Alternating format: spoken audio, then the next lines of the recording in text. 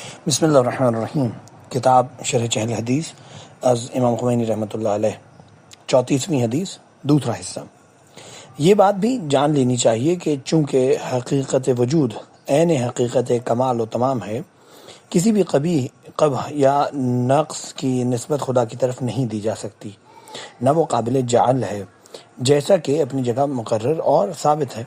اسی لیے فیض جتنا بھی افق کمال سے نزدیک ہوگا، ضعف و فتور سے مبرہ ہوگا، حق کے ساتھ اس کا رابطہ اتم اور ذات حق کی طرف اس کی نسبت صحیح ہوگی۔ جس قدر ظلمت تعین و عدم کا غلبہ ہوگا اور حدود و نقائص زیادہ ہوں گے، اتنا ہی خدا سے ربط ناقص اور نسبت بعید ہوگی۔ اسی لیے ابداعی افعال کو شریعت کی زبان میں حق سے زیادہ تر نسبت دیتے ہیں، اور افعال تجددی ملکی کی نسبت کم دیتے ہیں۔ اگر کسی کی آنکھیں کھولی ہوں اور دل بیدار ہو،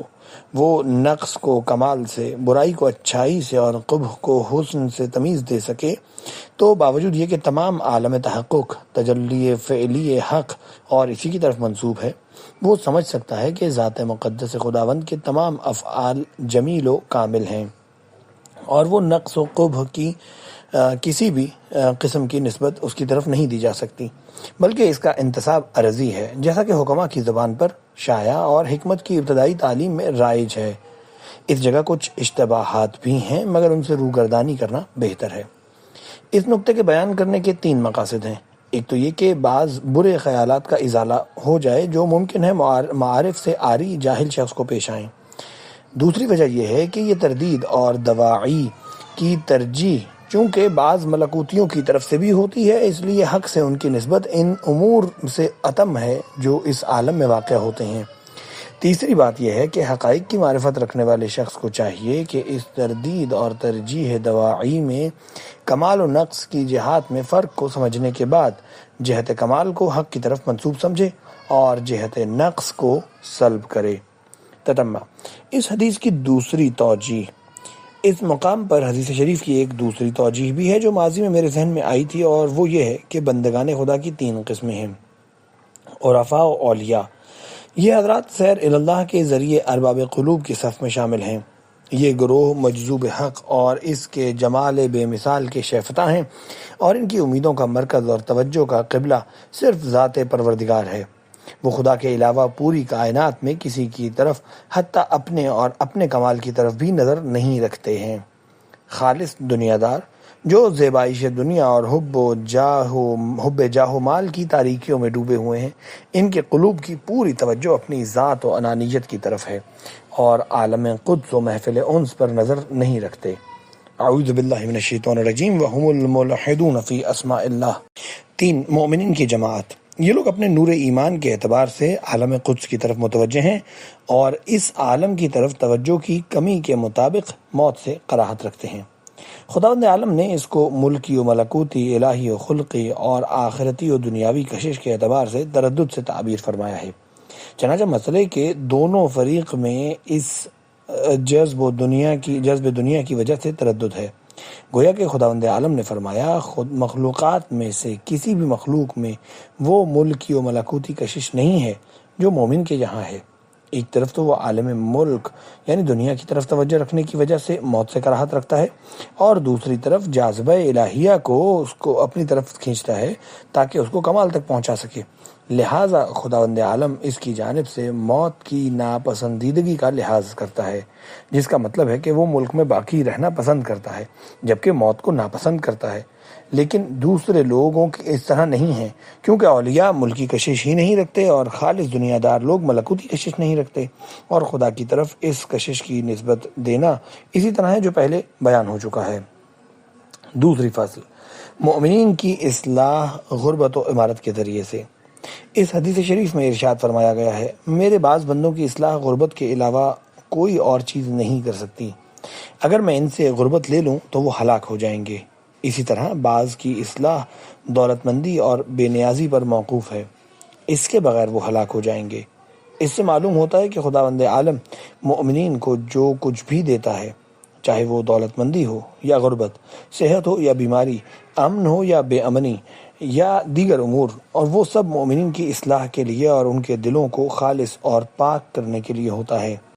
یہ حدیث شریف ان دیگر کثیر حدیثوں کے منافی نہیں ہے جن میں آیا ہے کہ مومن کو بیماریوں، درد و رنج، غم، غربت اور فاقہ کشی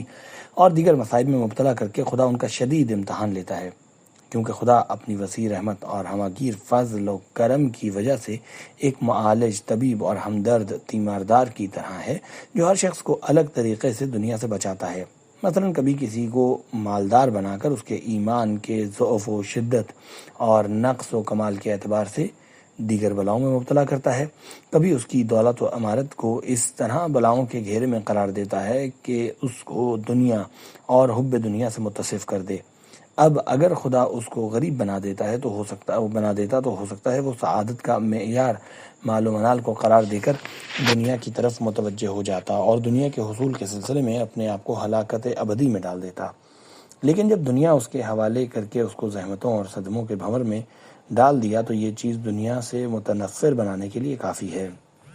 ہمارے ایک بزرگ متعدد بیویاں رکھنے کے بارے میں فرمایا کرتے تھے کہ انسان سمجھتا ہے کہ یہ دنیا میں داخل ہونے اور اس کی طرف متوجہ ہونے کا راستہ ہے، لیکن جب اس میں خود مبتلا ہوتا ہے تو سمجھتا ہے کہ یہی وہ سب سے بڑی چیز ہے جو انسان کو دنیا سے متنفر کر دیتی ہے۔ اس لیے خدا کبھی مومنین کو غربت میں مبتلا کر کے ان کی اصلاح کرتا ہے اور ان کے دلوں کو دنیا سے پھیر دیتا ہے، اور کبھی اس کو مالدار بنا کر دولت و ثروت میں مبتلا کر دیتا ہے، اور عین اس حال میں جب لوگ اس کے بارے میں خیال کرتے ہیں کہ یہ تو عیش و عشرت کی زندگی بسر کر رہا ہے،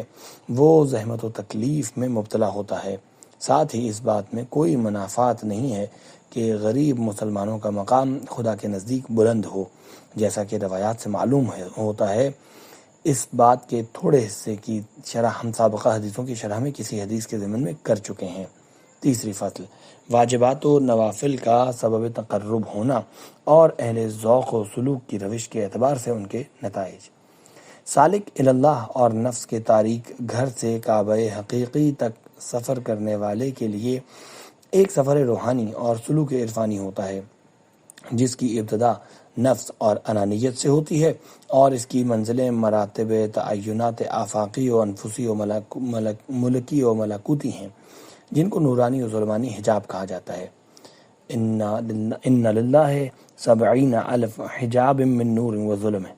خدا کے لیے نور و ظلمت کے 70,000 حجاب ہیں، یعنی انوار وجود و ظلمات تعین یا انوار ملکوت و ظلمات ملک، اور نفس سے متعلق امور کی ظلمانی آلودگیوں اور دل سے تعلق رکھنے والی پاک و پاکیزہ روشنیوں کے حجابات۔ اور ان 70,000 نوری و ظلمانی حجابوں کی تعبیر کبھی 7 حجابوں سے کی جاتی ہے، چنانچہ نماز کی تکبیرات افتتاحیہ کے سلسلے میں ائمہ معصومین علیہ السلام سے منقول ہے، ہر تکبیر ایک حجاب کو چاک کرتی ہے، اور خاک شفا پر سجدہ کرنے کے سلسلے میں آیا ہے، خاک شفا پر سجدہ کرنا 7 حجابوں کو چاک کر دیتا ہے۔ ایک مشہور عارف کا کہنا ہے، 7 شہر عشق را عطا گشت، ما ہنوز اندر خم یک کوچئیم۔ یہ حجاب چھوٹے انسان کے اندر لطائف 7 سے تعبیر کیے گئے ہیں، کبھی ان کو 3 کلی حجابوں میں منحصر کیا گیا ہے۔ آفاق کی تعبیر عوالم ثلاثہ اور انفس کی مراتب ثلاثہ سے تعبیر کی گئی ہے۔ کبھی اوسط اندازے کے مطابق خدا کی طرف سفر کرنے والوں کے نزدیک 1000 منزلوں اور ایک اعتبار سے 100 منزلوں اور دوسرے اعتبار سے 10 منزلوں پر تقسیم کیا گیا ہے۔ شیخ عارف کامل شاہ آبادی نے سفر کرنے والوں کی ہر منزل کے لیے بہترین طریقے سے 10 بیت مقرر کیے ہیں۔ اس ترتیب سے اس کا مجموعہ 1000 بیت ہوتا ہے، اور حضرت ابراہیم علیہ السلام نے اپنے سیر روحانی میں جس کی حکایت خدا نے قرآن میں کی ہے، ان منزلوں کی 3 مقام سے تعبیر کی ہے، ایک کو کوكب، دوسرے کو قمر اور تیسرے کو شمس سے تعبیر فرمایا ہے۔ خلاصہ کلام یہ ہے کہ روحانی سفر کا مبدا نفس کا تاریک گھر ہے، اور اس کی منازل آفاق و انفس کے مراحل و مراتب ہیں، اور اس کا مقصد ابتدائے امر میں انسان کامل کے لیے تمام اسماء و صفات کے ساتھ ذات مقدس حق، اور آخر امر میں اس کے اندر اسماء و صفات کا مزمحل ہو جانا ہے۔ انسان غیر کامل کے لیے اسماء و صفات اور تعینات کا اسمی و صفتی اور تعینی ہونا ہے۔ جب انسان سالک اپنی ذات و انانیت کے سر پر پیر رکھ دیتا ہے اور اس گھر سے خارج ہو جاتا ہے اور اپنے اصل مقصد و خدا جوئی کی طلب میں تعینات کی منزل و مراحل کی سیر کر کے ہر ایک کے سر پر پیر رکھ کر ظلمانی اور نورانی پردوں کو چاک کر کے تمام مخلوقات و کائنات سے دل کو الگ کر لیتا ہے اور کعبہ دل سے اولیاء خدا کی محبت کے ذریعے بتوں کو توڑ دیتا ہے اور اس کے افق دل سے ستارے، چاند اور سورج ڈوب جاتے ہیں اور اس کے دل کا رخ یکسوئی کے ساتھ غیر اللہ سے لا تعلق ہو کر خدائی سمت اختیار کر لیتا ہے اور دل کا حال وجہت وجہی للذی فطر السماوات والارض کی شکل میں نمودار ہوتا ہے۔ وہ اسماء ذات و افعال خدا میں فانی ہو جاتا ہے تو خود سے بے خود ہو جاتا ہے اور مکمل طور پر محو حاصل کر لیتا ہے اور سعق مطلق اس کے لیے درپیش ہوتا ہے۔ پھر اس کے وجود میں حق کی کار فرمائی ہو جاتی ہے اور وہ سنتا ہے تو حق کے کان سے، دیکھتا ہے تو حق کی آنکھ سے، گرفت کرتا ہے تو دست قدرت سے، بولتا ہے تو زبان حق سے، یعنی حق سے دیکھتا ہے اور سوائے حق کے کچھ نہیں دیکھتا، حق سے گفتگو کرتا ہے اور حق کے سوا بولتا ہی نہیں ہے، غیر حق کی طرف سے گونگا، بہرا اور اندھا ہوتا ہے، اس کے کان اور اس کی آنکھیں حق کے علاوہ کسی کے لیے نہیں کھلتی۔ یہ مقام صرف جذبہ الہیہ اور آتش عشق کی چنگاری کی بنا پر حاصل ہوتا ہے اور عشق الہی کی اس نہ بجھنے والی روشنی کے ذریعے وہ حق کے نزدیک ہو جاتا ہے اور اس جذبہ ربوبیہ کی وجہ سے جو حب ذات کے پیچھے ہوتا ہے مدد حاصل کرتا ہے تاکہ اس وادی حیرت میں لغزش نہ کھا جائے اور شطح وغیرہ کی طرح کی باتوں میں مبتلا نہ ہو جائے۔ انانیت کی باقیات میں سے ہیں اس حدیث میں ان دو باتوں کی طرف اشارہ ہوا ہے۔ بندے کا تقرب عشق الہی کی چنگاری سے ہے اور جذبہ الہیہ حق محبت سے ہے۔ پس قرب نوافل کی انتہا فنائے کلی اضمحلال مطلق اور فنائے تام ہے اور اس کا نتیجہ کنت سمعہ الذی یسمع بہ، میں اس کا وہ کان تھا جس سے وہ سنتا ہوتا ہے۔ پھر اس فنائے کلی، محو تام، فنائے مطلق و سعی کے تمام کے بعد کبھی تو عنایت ازلی اس کے شامل حال ہو جاتی ہے اور اس کو اپنے آپ میں لاتی اور اپنی مملکت کی طرف پلٹا دیتی ہے۔ پھر اس کے لیے حالت محو میں حالت صحو یعنی ہوش میں آنا درپیش ہوتی ہے اور انس و اطمینان کی حالت پیدا ہو جاتی ہے۔ اس پر صبحات جلال و جمال منکشف ہو جاتے ہیں اور اس حالت صحو میں آئینہ ذات میں صفات اور صفات میں اعیان ثابتہ اور اس کے لوازم منکشف ہو جاتے ہیں۔ اہل سلوک کی حالت یہاں بھی مقام اول کی طرح ہے، یعنی عین ثابت ہونے کے باوجود ہر اسم کے تابع ہوتے ہیں اور اسی میں فنا ہو جاتے ہیں، اسی اسم کے ساتھ باقی رہتے ہیں۔ نیز حالت صحو میں بھی وہی اسم ان پر کشف ہوتا ہے، اسی اسم کا تابع عین ثابت اس پر منکشف ہو جاتا ہے۔ نبوت میں انبیاء کے اختلاف کا راز۔ بس معلوم ہو گیا کہ انسان کامل اس میں جامع اعظم کے تحت اعیان ثابتہ کے کشف مطلق اور اس کے لوازم کے ساتھ ازلاً و ابداً اسی کی طرف پلٹتا ہے اور مخلوقات کی استعداد و کشف، حالات اور کیفیت سلوک اور ان کے وصول کا نقشہ بھی انہی کی طرف پلٹتا ہے اور خلعت خاتمیت و نبوت آخر جو کشف مطلق کا نتیجہ ہے انہی حضور اکرم صلی اللہ علیہ وآلہ وسلم کے قد زیبا پر درست آتی ہے۔ رہے دوسرے انبیاء تو وہ جس اسم کی مظہریت رکھتے تھے اسی کی مناسبت سے اور اسی کے دائرہ وسعت کے مقدار کے مطابق اس اسم کے تابع اعیان کو کشف کرتے ہیں اور باب کمال و نقص، اشرافیت و غیر اشرافیت اور دعوت کے دائرے کی تنگی اور وسعت کی ابتدا وہیں سے ہوتی ہے۔ اسماء الہیہ کی مطابعت رجوع کرتی ہے جس کی تفصیل ہم نے مصباح الہدایہ میں ذکر کر دی ہے۔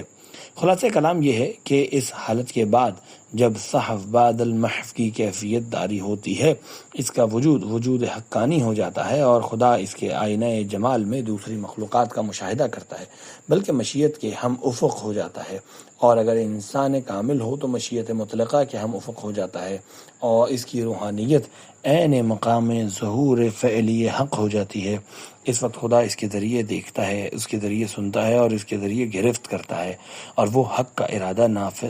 نافذہ و مشیت کاملہ اور علم فعلی ہوتا ہے۔ پس قرب فرائض صحو بعد الصحو ہے، اور اس کا نتیجہ وہ چیزیں ہیں جن کو آپ نے سنا۔ یہ بھی جان لیجئے کہ اسی صحو اور رجوع بکثرت کو قرب کہتے ہیں، کیونکہ یہ صحو بعد الصحو اس حالت غفلت کے علاوہ ہے جو ہم کو حاصل ہوتی ہے، اور فنائے محض کے بعد وقوع در کثرت اس کثرت کے علاوہ ہے جس میں ہم واقع ہیں، کیونکہ کثرت تو ہمارے لیے حق دیدار کے سامنے حجاب ہے، اور ان کے لیے مشاہدہ آئینہ، یعنی ما رأیت شیئا الا ورأیت اللہ معہ وفیہ وقلبہ وبعدہ، میں نے کوئی چیز نہیں دیکھی سوائے اس کے کہ خدا اس کے ساتھ تھا، اس کے اندر تھا، اس سے پہلے اور اس کے بعد بھی تھا۔ اور قرب نوافل کو فنائے اسمائی اور قرب فرائض کو فنائے ذاتی سمجھا جا سکتا ہے۔ اس بنا پر قرب فرائض کا نتیجہ محض مطلق ہوگا۔ اس کی تفصیل یہاں پر اس سے زیادہ مناسب نہیں ہے، اتنا بھی اس کتاب کی گنجائش سے خارج ہے۔ چوتھی فصل، شیخ بہائی کا قول۔ عارف بالا مقام شیخ بہائی اپنی کتاب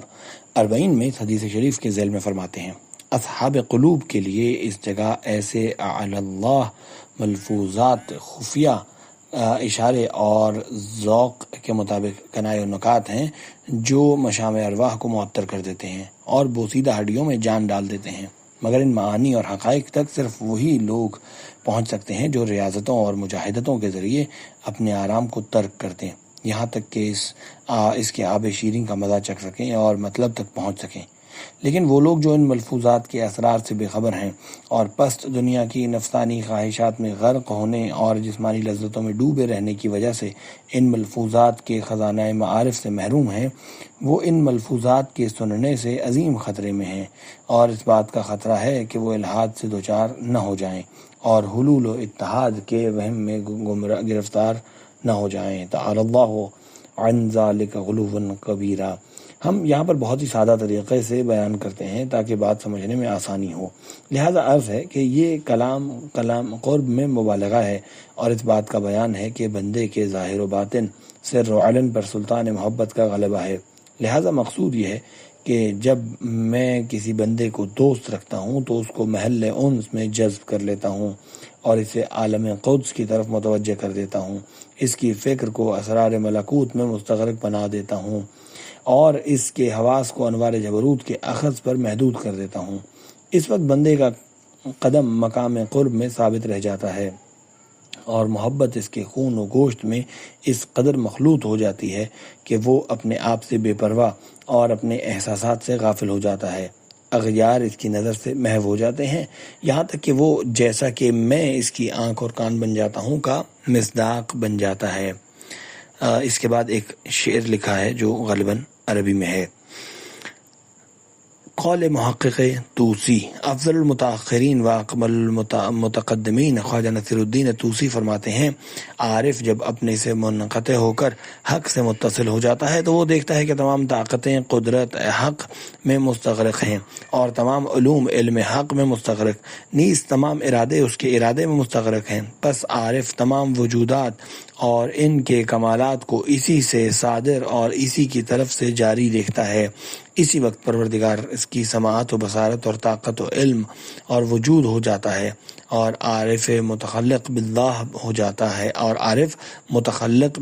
ہو جاتا ہے، کلام علامہ مجلسی۔ علامہ مجلسی کا بھی بیان ایک کلام ہے جس کا خلاصہ یہ ہے، اگر انسان اپنی طاقتوں کو نفسانی خواہشات اور شیطانی راستوں میں صرف کرتا ہے تو ان میں کچھ باقی نہیں رہتا سوائے حسرت و ندامت کے، اور اگر اپنی طاقتوں کو اطاعت خدا کی راہ میں استعمال کرتا ہے تو خدا ان قوتوں کو روحانی قوتوں میں تبدیل کر دیتا ہے، بس اس کی سماعت و بصارت سب روحانی ہو جاتی ہے، پھر وہ اپنی سماعت سے ملائکہ کے الفاظ سنتا ہے، مرنے کی وجہ سے اس کی سماعت و بصارت ضعیف نہیں ہوتی، اور قبر میں اسی روحانی سماعت و بصارت سے سوال و جواب ہوتا ہے، قیامت میں اسی روحانی سماعت و بصارت کی وجہ سے صاحب سمع و بصر رہتا ہے، لیکن جو شخص ایسی سماعت و بصارت کا حامل نہیں ہے وہ اندھا اور بہرا محشور ہوگا۔ اسی بخشش و عطیہ خداوندی کی وجہ سے خدا نے فرمایا کنت سمعہ الذی یسمع بہ، یعنی یہ قول علامہ مجلسی سے بعید لگتا ہے۔ تتمہ، شیخ اجل بہائی نے فرمایا، یہ حدیث شریف صراحت کے ساتھ اس بات پر دلالت کرتی ہے کہ واجبات مستحبات سے افضل ہیں، رہا یہ اعتراض کہ حدیث میں غیر واجب کی افضلیت کی نفی کی گئی ہے، اور ایسی بات یعنی غیر واجب کی افضلیت کی نفی افضلیت واجب کے منافی نہیں ہے کیونکہ ممکن ہے وہ مساوی ہو، تو اس کا جواب یہ ہے کہ اس قسم کی ترکیب اکثر لغات میں ہمیشہ افضلیت پر دلالت کرتی ہے۔ البتہ شیخ شہید رضوان اللہ علیہ نے اس کلیہ سے چند مواقع کو مستثنی قرار دیا ہے۔ ان میں سے ایک، قرض سے مقروض کو بری کر دینا جبکہ وہ تنگ دست ہو، مہلت دینے سے افضل ہے، حالانکہ بری کرنا مستحب اور مہلت دینا واجب ہے۔ دوم، سلام میں پہل کرنا جو سلام کے جواب دینے سے افضل ہے، لیکن سلام میں پہل کرنا مستحب اور جواب سلام واجب ہے۔ سوم، فرادہ نماز پڑھنے والا جماعت کے ساتھ نماز کا اعادہ کرے وغیرہ وغیرہ۔ بعض علماء نے ان سب باتوں میں بحث کی ہے جس کا ذکر ضروری نہیں ہے۔